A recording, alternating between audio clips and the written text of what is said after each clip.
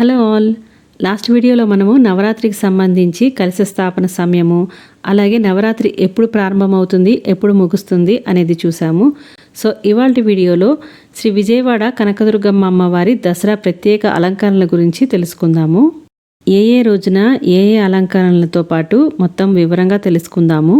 మొదటి రోజు 3/10/2024 ఆశ్వయుజ శుద్ధ పాడ్యమి నాడు గురువారము శ్రీ బాలా త్రిపుర సుందరి దేవిగా దర్శనమిస్తారు. తర్వాత 4/10/2024 ఆశ్వయుజ శుద్ధ విధియ శుక్రవారం నాడు శ్రీ గాయత్రి దేవిగా అమ్మవారు దర్శనమిస్తారు.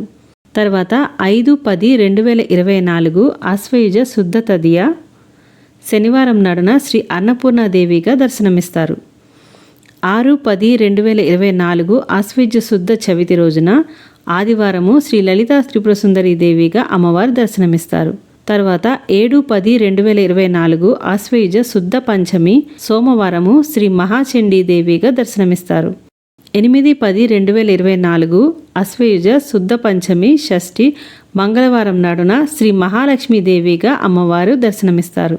అలాగే 9/10/2024 ఆశ్వయుజ శుద్ధ షష్ఠి సప్తమి బుధవారము శ్రీ సరస్వతీ దేవిగా అమ్మవారు దర్శనమిస్తారు. 10/10/2024 ఆశ్వయుజ శుద్ధ సప్తమి అష్టమి రోజున గురువారము శ్రీ దుర్గాదేవిగా అమ్మవారు దర్శనమిస్తారు. 11/10/2024 ఆశ్వయుజ శుద్ధ అష్టమి నవమి శుక్రవారం నాడు శ్రీ మహిషాసుర మర్దిని దేవిగా అమ్మవారు దర్శనమిస్తారు. 12/10/2024 ఆశ్వయుజ శుద్ధ దశమి శనివారము శ్రీ రాజరాజేశ్వరి దేవిగా అమ్మవారు దర్శనమిస్తారు. శనివారం సాయంత్రం పవిత్ర కృష్ణానదిలో హంసవాహన తెప్పోత్సవం నిర్వహిస్తారు. ఈ వీడియో నచ్చినట్లయితే లైక్ చేసి షేర్ చేయండి. నెక్స్ట్ వీడియోలో మళ్ళీ కలుసుకుందాం.